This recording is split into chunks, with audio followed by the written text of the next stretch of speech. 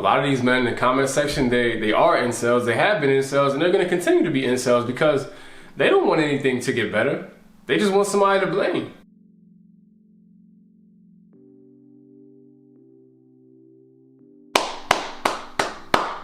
Fellas, I got a message for y'all. We gotta talk.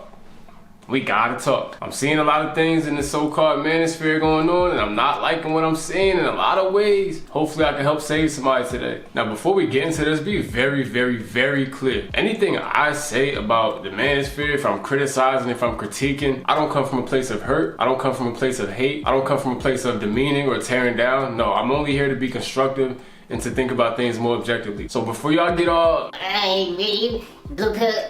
just hear me out, alright? Here are 5 reasons why I have a problem with the manosphere as it stands today. And hopefully at the end of all of this, I can also provide you with some type of solution or greener pasture moving forward so that you're not consumed by all of this madness. So my first issue with the manosphere is that so much of the content strictly focuses on women. And not just focusing on women, but specifically what women are doing wrong. Like straight up complaining, whining, crying. Everything is about, oh my God, the woman is a devil. Now that might be hyperbolic, right? I'm not gonna sit here and say that they're all like that, but there are so many channels that, yeah, they preach to self-improvement, right? They do preach focusing on your purpose and being a man of value and developing, getting your body right, getting your finances right and all of that. But at the same time, 9 out of every 10 videos is simply about this woman cheated on this man, this woman was hypergamous, this woman that, this woman that. And my question is, where does it end? And if we know human nature, because I don't believe in female nature, I believe in human nature, right? And human nature is going to be human nature. We've gotten here based on years and years of conditioning and adapting to society and to the environment. Evolutionary biology is not a mistake. Things are the way they are because that's how we've evolved for them to be. But at what point do we focus on the solution instead of just complaining about the problem and the symptoms? As a heterosexual male that only dates women, has always only dated women and have, trust me, had a bunch of women in my life and still do, there are ways to critique them, and I'll be the first to say there's a lot of BS that comes with modern women, as they call them. I'll be the first to say it because that's what I know. However, I'm also not going to be the guy that makes it seem like all women are bad. And I know nobody's saying that, but just hear me out. I choose to cherish and respect and honor the women who show that they are different. I'm not going to demonize all the women in my life. I was raised by all women. Some of them on some BS, some of them great. They're not all perfect, but they've all contributed to my journey in one way or another, whether it was teaching me the wrong thing or teaching me the right thing. I learned something. So many channels take these extreme examples of a woman being deceitful or devious or demented or demonic, and they apply that to the majority of women. But if you live real life and you look in the real world, yes, there's a lot of BS going on. I'll be the first to say it. However, there are still good women out there. There are still good men out there. The issue is, what kind of man are you? And how are you developing to the point where you're attracting certain kinds of women? I'm gonna be honest, y'all, I don't have an issue attracting feminine women. My mother was very feminine. She's still very feminine. Single mom, strong, did all of that, but she was very feminine, very sweet. So I don't even put up with anything but that. I don't entertain no woman that's not feminine by nature. So I don't have all those types of little issues that other guys keep talking about. Now, salute to channels like Mediocre Tutorials and Reviews or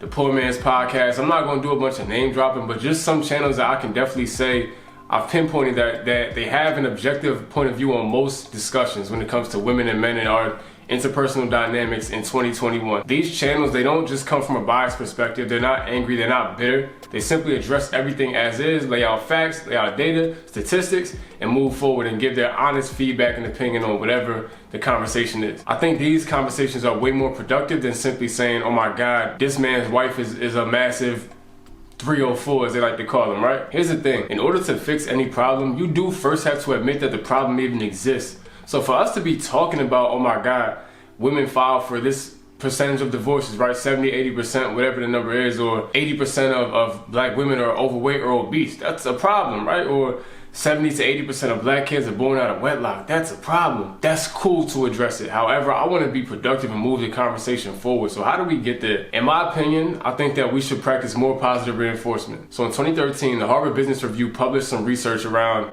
positive reinforcement versus negative reinforcement and negative criticism amongst teams. Now, this data is not foolproof. I'm not saying this is how everything goes. I'm just giving y'all some context. So for high-performing teams, they found that the ratio of positive comments to negative comments was around 6 to 1, whereas for low-performing teams, it could be as low as 3 to 1 the other way. They also found that in marriages, people who got divorced typically had a similar positive to negative comment ratio as the high-performing and low-performing teams. The reason I bring that up is because men and women in relationships, we are teams.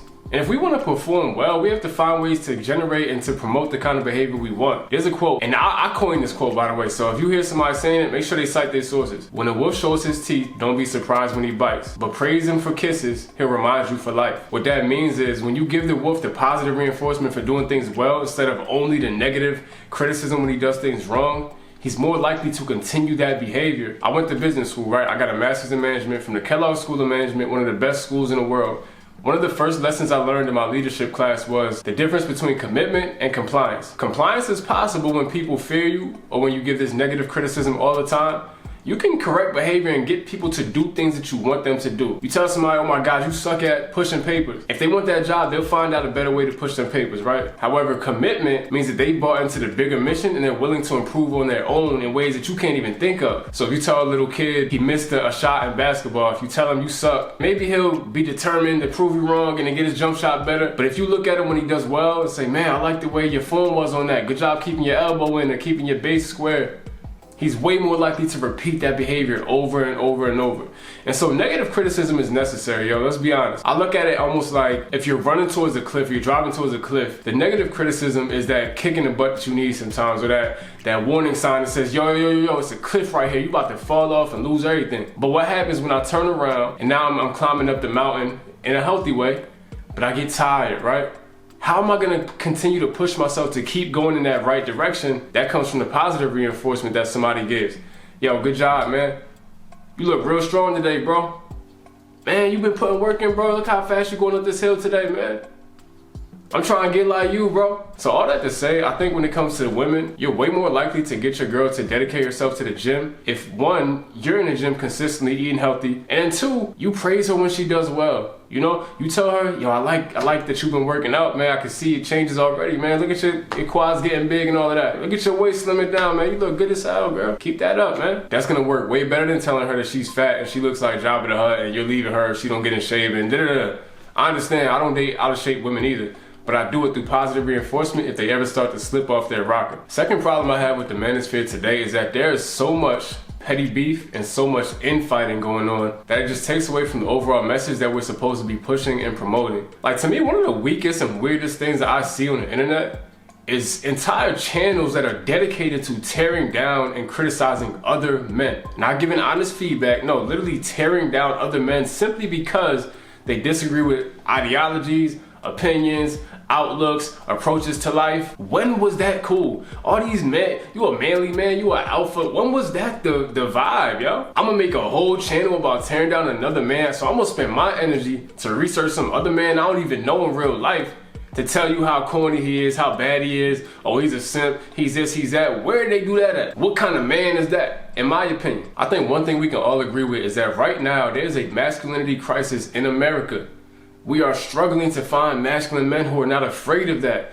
The word toxic masculinity gets thrown around so much that it's almost spoken as if masculinity is inherently toxic. Now understanding that those same traits that can make somebody a demon or a bad person, violence or the aggression or the dominance or the need to be a conqueror and to win and to have drive and persistence, those same traits that can tear something down can also build something up. It's the reason why we got skyscrapers out here. It's the reason why we got trains and planes, big businesses. These things come from those same traits. So it's not about the fact that masculinity is bad, which is what they're trying to tell us. Nah, it's about people don't know how to channel that masculinity in healthy ways. So when you have people like myself, people like everybody on the internet who's aware of this, we have to spend our energy building up, developing ourselves, and continuing to teach the people around us who have gotten lost, and also the younger generations who know no better, but we can still save. Go into the world and be boldly masculine. Be boldly masculine. That doesn't mean disrespecting women. It doesn't mean putting people down. It doesn't mean sleeping with a bunch of women. Nah, be boldly masculine. Find out what that means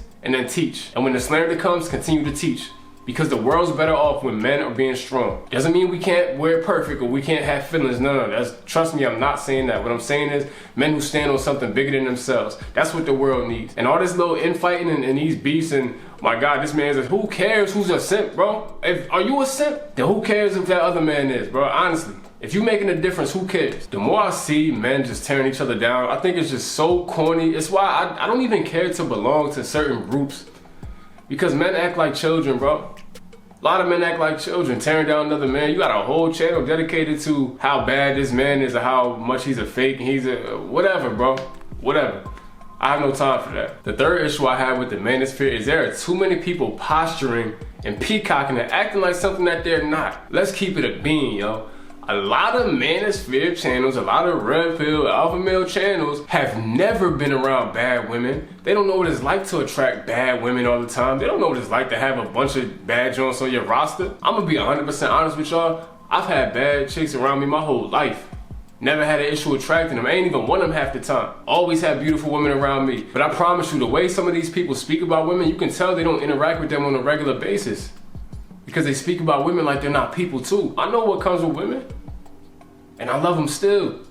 I know how to navigate to where I can't be played. I can't be put in a bad position anymore because I know the game. But so many of these guys, you can just tell, it's like, yo, before you had a little YouTube clout, whatever, yo, you ain't even attract no type of women. You don't even know what women are actually like. You just learned through a couple years of, got a couple little videos that popped off, and now it's like you the guru on dating and all of that and getting boxed. But you're not. Some of us been doing this in real life and don't need nothing else to validate that. If you gotta call yourself an alpha male or something, you're not an alpha male.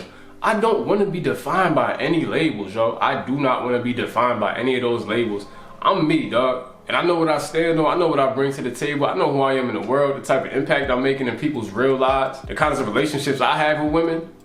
Even with my ideologies, I have beautiful relationships with women because I understand how to navigate that world. But there are so many guys, you can just tell that everything is spoken, it's spoken from a place of bitterness and hurt and resent over their past lives where they were not able to attract women because the Chads and Tyrones. Let's be honest, dog. I'm gonna tell y'all straight up because from your perspective, I would be seen as a Chad or Tyrone. I'm 6'4", 210 pounds. I'm in incredible shape. Play Division I football. Got a master's in management from a top 5 business school. I've done it all, bro. Let's be honest. I don't even speak on that type of stuff. But I'm just saying, what y'all would define as a Chad or Tyrone, I've been a ladies' man my whole life. I'm telling y'all, some of these guys, they just steering y'all wrong. They got y'all thinking things that ain't right. Be careful who you listen to, man. The fourth problem I have with the manosphere is there's so much parroting and repeated and regurgitated information. Very, very few people have original thoughts. So what everybody's doing now, because it's trendy, especially after last year, the Kevin Samuels kind of blew it up even more, especially the black manosphere.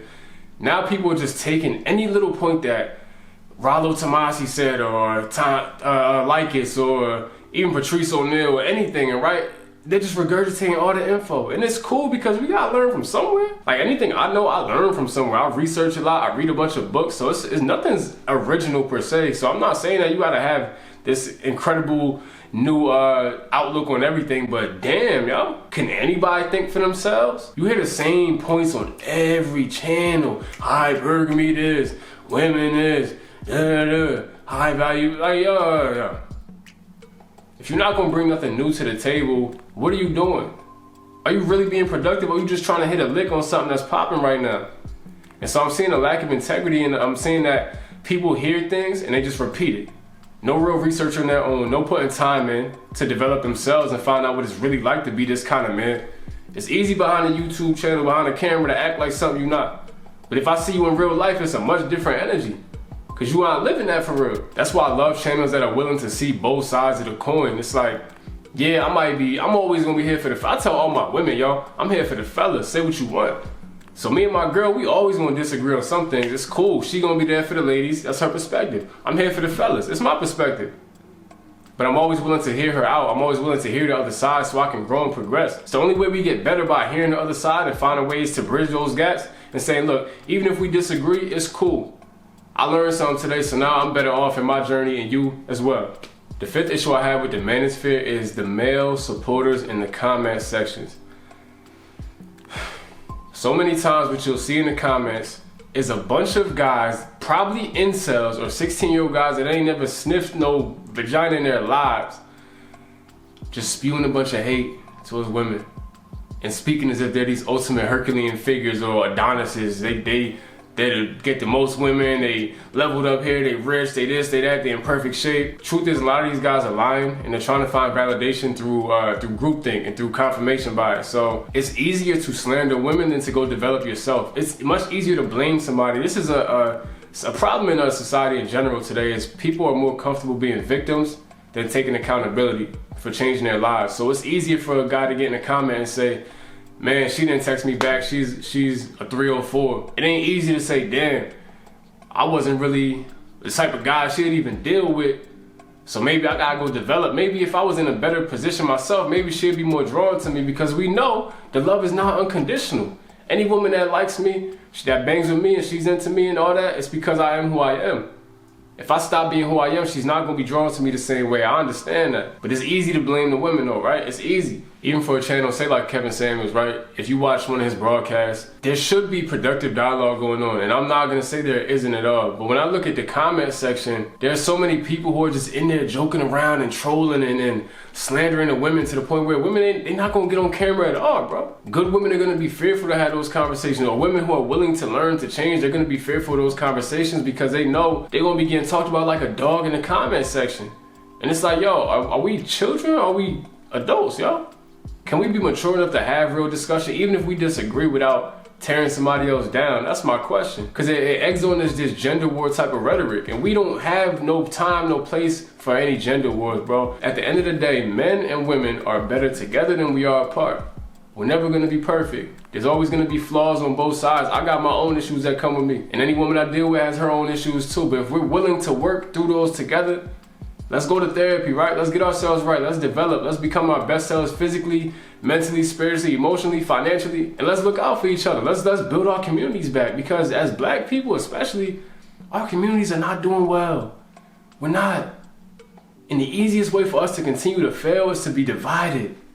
Men and women, black men ain't shit, black women ain't shit, black man this, black woman that. We gotta come together, yo. And so many of these guys in the comment section, y'all are not interested in us coming together at all. That's why I think MGTOW is so corny. I'm not speaking about any of those guys in a personal sense, but the general concept of living life without women. Who are you, bro? We can't exist without women, and vice versa. We need each other. Let's keep it a being. Yeah, to survive, maybe we don't need women to survive, but bro, we need women and women need us, yo. And the moment y'all understand that, the world gets a lot easier for you. Men going their own way, to me, that sounds like I'm gonna pick my ball up and go home because I didn't get my way, or I didn't. Bro, you better learn how to win this game, bro. You better learn how to win this game and pimp it to your benefit. The moment we dedicate ourselves to coexisting in a healthy way while still critiquing and pushing each other to improve, that's when a lot of these problems will stop and start to get better. A lot of these men in the comment section, they are incels, they have been incels, and they're gonna continue to be incels because they don't want anything to get better. They just want somebody to blame for their own failures and shortcomings. That's what they want. These are the guys that hate women. Majority of people, when they say, do you hate women?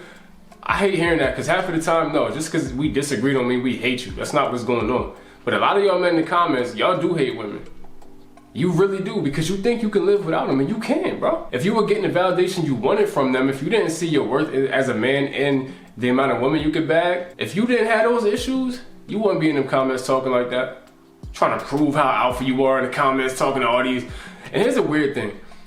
Heterosexual men try to dominate women, be a womanizer, whatever they want to do, to be this ultimate alpha guy in order to prove something to other heterosexual men, so they can say, oh, this guy gets vagina, this guy, he has sex. What? Yo, a lot of y'all got issues.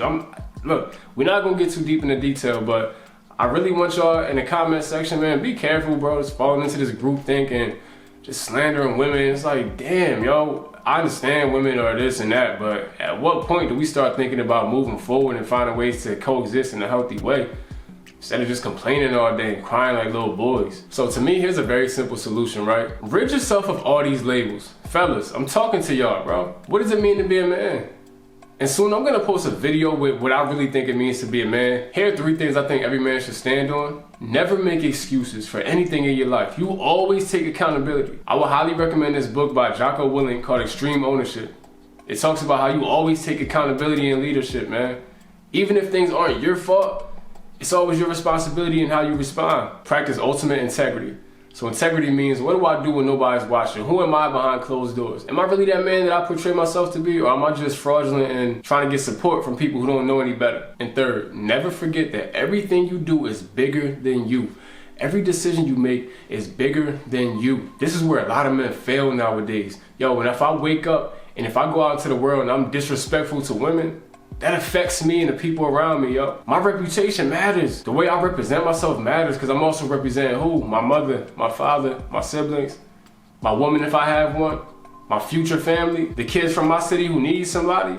I'm representing all of them. So I can't afford to just be out here and be whoever. That's why I can stand on what I stand on and not feel no peer pressure to change that. 2 years sober, right? Almost at 2 years. We'll have a video for that too. I don't go to bars and clubs. It's not my scene. I got stuff to do. Everything is bigger than me. So I can't just be out here doing what everybody's doing, being reckless on social media or beefing about this or talking about that. Nah, because it's bigger than me. If you as a man stand on those 3 things, always take accountability, practice extreme integrity, and understand that every decision is bigger than you, your life will change for the better. And you won't have so many issues worrying about what women are and aren't doing in relationships. Now, I just turned 28 a week ago, so I can't sit here and say that everything I think is fact, or it's the best thing to think, or it's the most reliable perspective in the world. That's not true, all right? I'm young, I'm still learning. I grew up in a single mother household, so I know there's so much that I missed out on as far as development as a man. And I made it a point to go find out what it meant to be a man. And so I'm still learning every day. I can't say that I know everything. However, what I do know, what I've learned in 28 years, I think is very beneficial to a lot of men, especially in our 20s and early 30s, when we're kind of figuring things out, even teenage years. We're trying to learn how to be men. I think it's very important because I hold myself to a very, very high standard.